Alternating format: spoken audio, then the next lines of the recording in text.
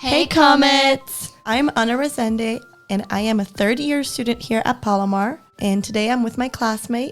I'm Terra Turner. I'm a second-year student here at Palomar. And today we are here with the telescope to cover a story on mental health here at Palomar, mostly focused on ADHD and anxiety and exploring the resources that we have at school to accommodate for those with such learning disabilities. For the past few decades, mental health has been an issue that is finally treated with more importance and more urgency. But when it comes to mental health among students, it is even more essential that we discuss it, as it can lead to lack of motivation and focus, hindering the students' academic success, and possibly leading them to completely give up on their education. As Terra and I were going around school and doing some primary research, we have found that a number of students find themselves within the category of needing learning accommodations, a lot of the time due to minor ADHD or anxiety. The most surprising thing we found from this study is that a lot of these students are not aware of these resources. Not only that, but they're also not aware how to get the help and follow through with them to make sure that they can reach that academic success and all of their goals. As far as statistics go, in 2022, the American College Health Association found that 50% of students reported having ADHD, whereas 5% had a learning disability. In addition to that, according to the 2023 Annual Disability Statistics Compendium, only about 20% of 25 to 34-year-olds with a disability had a bachelor's degree or higher. In contrast, 41% of 25 to 34-year-olds without a disability held a bachelor's degree or higher. Looking at these statistics side by side, we can see that double the amount of people who do not have a learning disability earn a bachelor's degree or higher in comparison to those who do have a learning disability.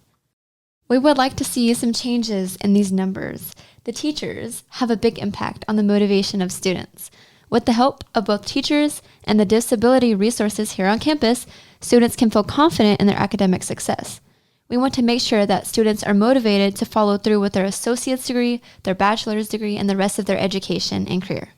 In order to answer some of our questions and concerns, we have brought in the administrative coordinator of the DRC, which is the Disability Resource Center, Dan Dryden. For the first question, Dan, we'd like to know how many students here at Palomar struggle with ADHD.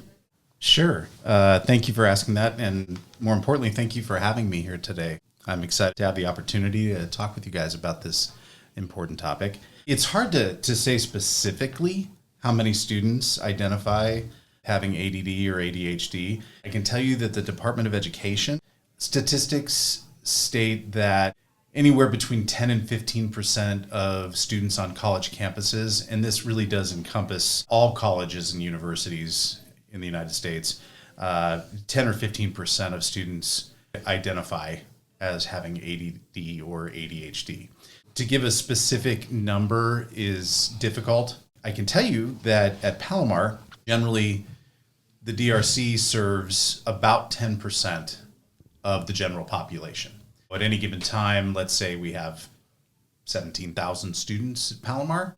Roughly 1,700 of those students are identifying as having some type of disability and are seeking services through the Disability Resource Center to assist them with accommodations and that type of thing.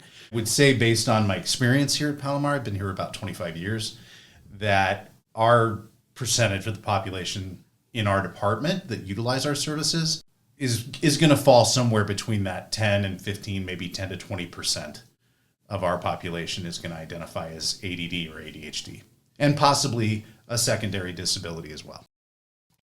For the second question, what are the requirements to be a part of the DRC? That's a great question, and actually a really easy one to answer. So any student who attends Palomar that has a disability that is recognized under the Americans with Disabilities Act, which is a federal law, is eligible to be a part of our program. There are some steps that students have to take to actually become part of the program. It's not automatic. It's a little bit different than the K-12 system, where students can be identified by the administrators, by the faculty, and then taken in for testing to see if they have a disability. At the college level, university level, students have to self-report that. And so to become part of our program, they first of all have to have a verifiable disability under the Americans with Disabilities Act, the ADA. And then they need to apply for our program and go through our intake process so that we can find out what types of services and legal accommodations they're entitled to and would benefit from in the classroom. For the third question, how many students are aware of the resources available, specifically the DRC? It is kind of difficult to say. The reason I say that, there's really no way to know how many students know about us or don't know about us. You don't really know that number of how many have the knowledge of something. What I can tell you is that we do, as far as the department goes, we do take advantage of tabling at the campus events that happen in the common areas so that we can get information out to students out that way. We print informational flyers and we put them at various places on campus so that they can be seen. A really great way that information gets out about our department, or the fact that we even exist and are there to help students, is when professors share that information in the classroom. Professors are a really great resource for information about services on our campus. When they start a class or they begin at the beginning of the semester, it's a really great opportunity for them, and many of them take the opportunity to let their class know or let the students know that our program exists, that we're there to help, and if they think they might benefit from it, they should come visit us.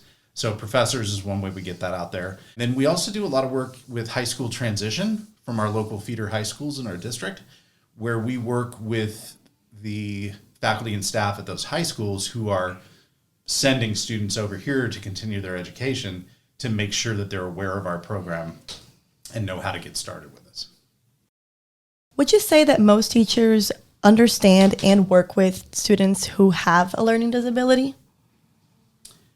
I would say the best way I can answer that, actually, is that no, most teachers and professors don't do that. And that's because that's not their area of expertise. So the DRC and our counselors in our department and our staff, we are the subject area experts. And it is our job to make sure that we are providing the accommodations for those students and working with those students to receive the legal accommodations that they're entitled to so that they have equal access to the information and to the classes. Now, that doesn't mean that professors don't work with the students to make sure that those take place. Those accommodations do take place, and the professors are notified by the student, if the student chooses to, that they receive these accommodations. Then it's incumbent upon the professor to make sure they work with us so that we can make those accommodations happen. When it comes to them being within the DRC already, how are the teachers providing maybe like test extensions or just Sure. like more flexible deadlines? How Sure.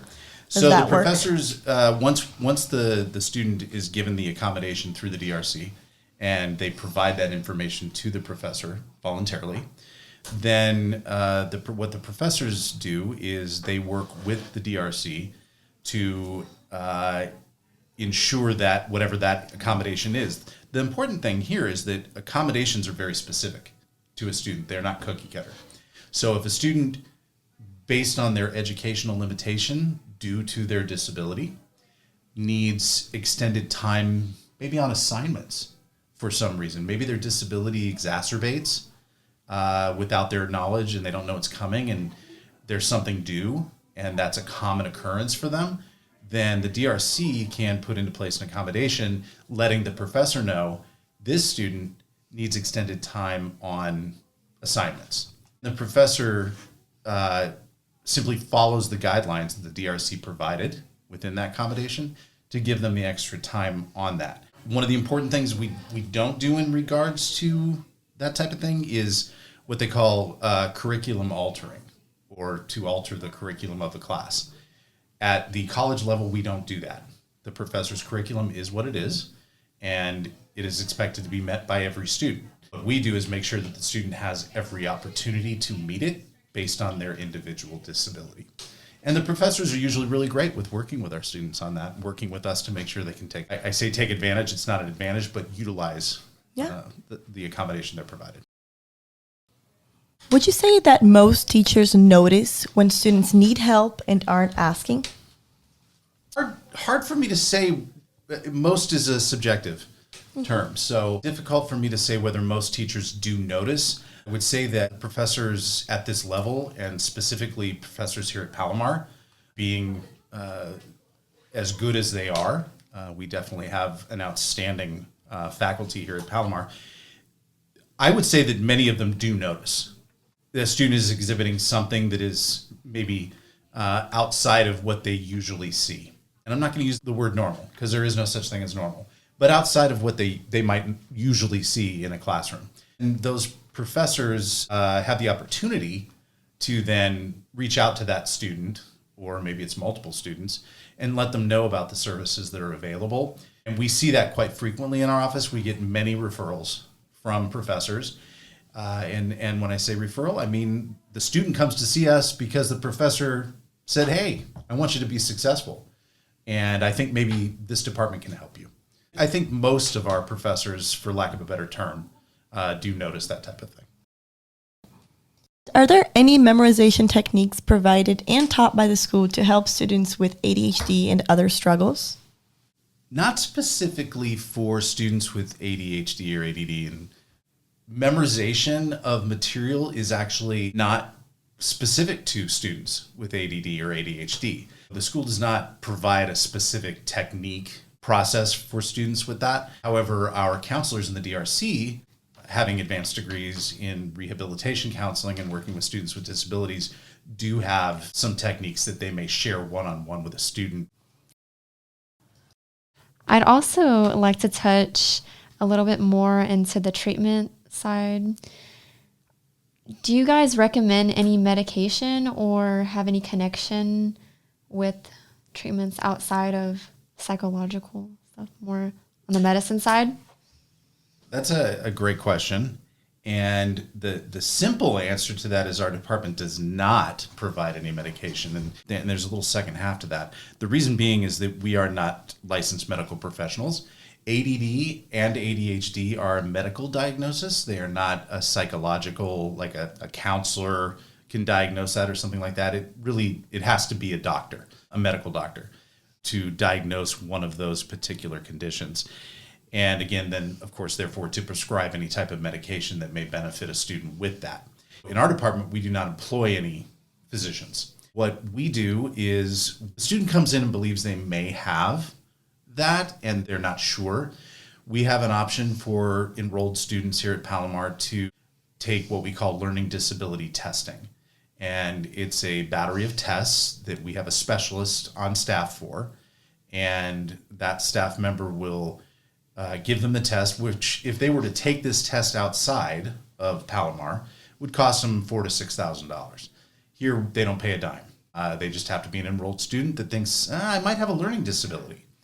Now, they could think maybe I have ADD or ADHD, but it's really a learning disability we're trying to figure out. Do you have a learning disability or is it something else? When our expert is doing that testing, if they believe based on the information coming back in from the student on the tests, if they believe the student might have ADD or ADHD because they are certified to, we'll say, recognize that, then they would then refer the student to a medical doctor and then it can be treated versus a learning disability. And different accommodations would apply to both of those diagnoses as well. We don't do that, but we will refer them to their doctor or possibly a local medical clinic if they don't have a doctor.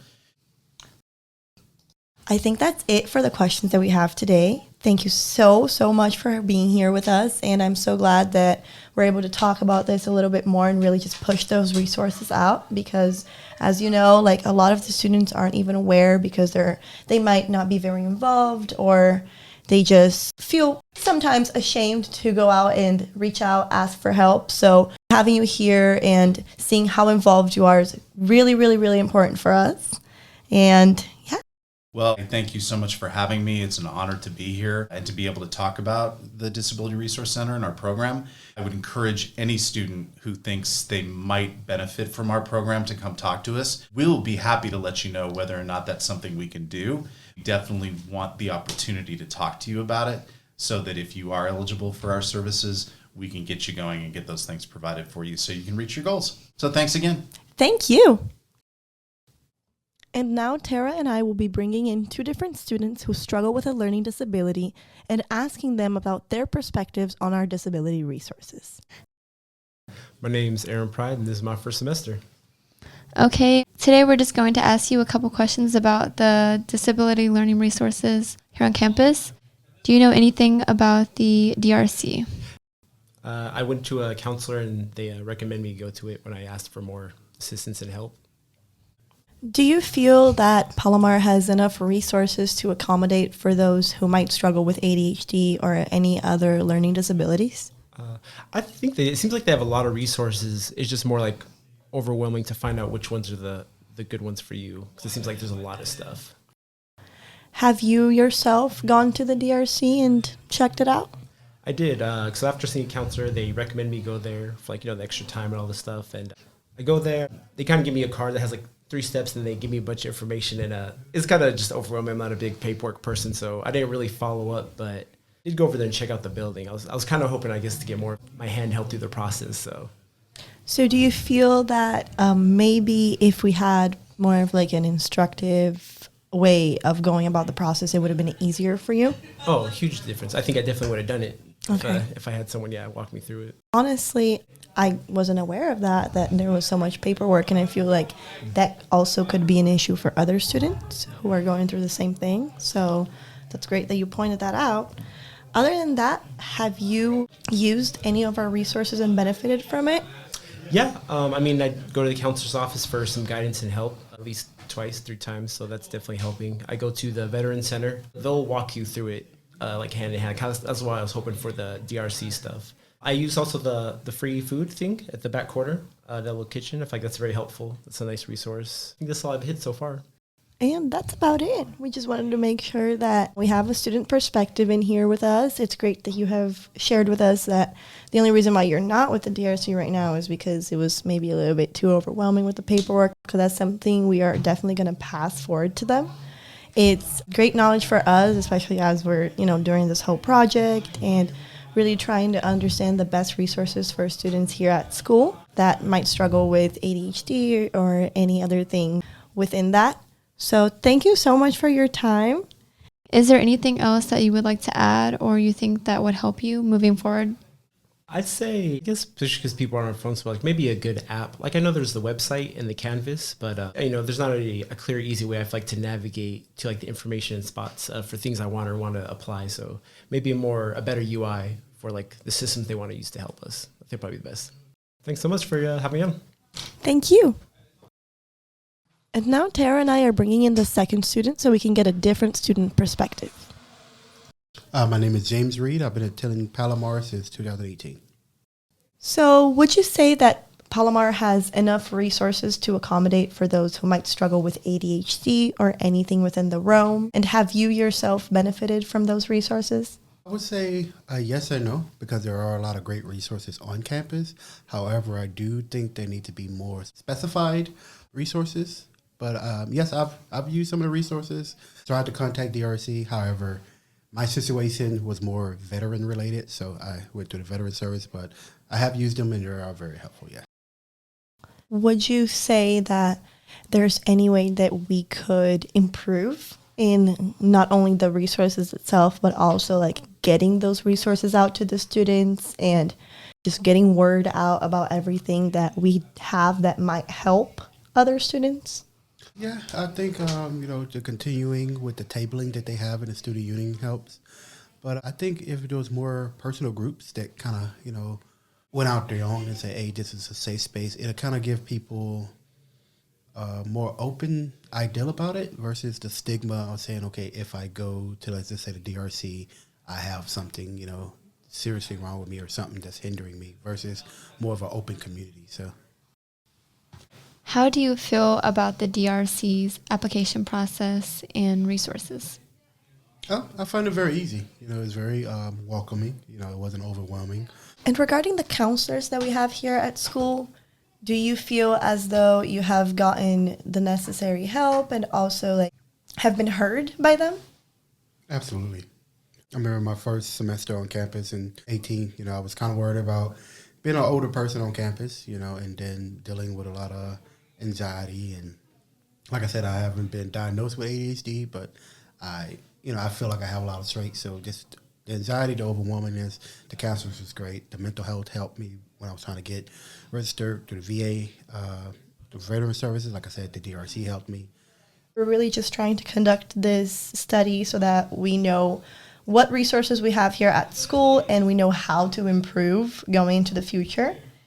And thank you so much for coming here and sharing all this with us.